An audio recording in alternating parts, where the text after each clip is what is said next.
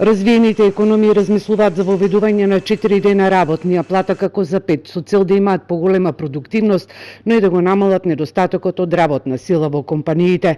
Но засега и според работниците и работодавците вакво нешто е невозможно во земји со низок стандард. Па до тај степен да дојдеме треба прво многу други работи да се средат, па после тоа. Тешко. Кај нас работи се не по 5, него по 6 дена работат, а не да 4. Тоа не е изводно кај нас. Јас сум и работила и преко време и се и добро е било. Каде се работеле? В Германија. Да. Ама тука како е? Па тука ништо не ми е јасно, ја тука не знам да се снајдам ништо.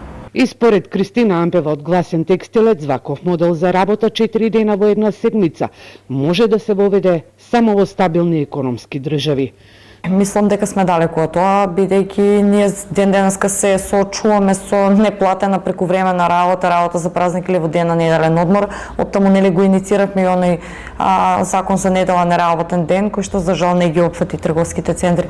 Меѓутоа не мислам, значи тоа го прават држави кои што се свесни дека продуктивноста на работниците зависи од колку се задоволни на работно место и колку можат, тоест колку имаат одмор, колку се платени и слично. Според Организација на работодавачи, одредени гранки од реалниот сектор би се соочиле со сериозен проблем, посебно околу роковите за испоручување на производите, но сметаат дека би било добро да се донесе законска можност, па компаниите со одредени дејности, доколку сакаат, би можеле да го имплементираат и наместо 5, нивните работници би работеле 4 дена во неделата.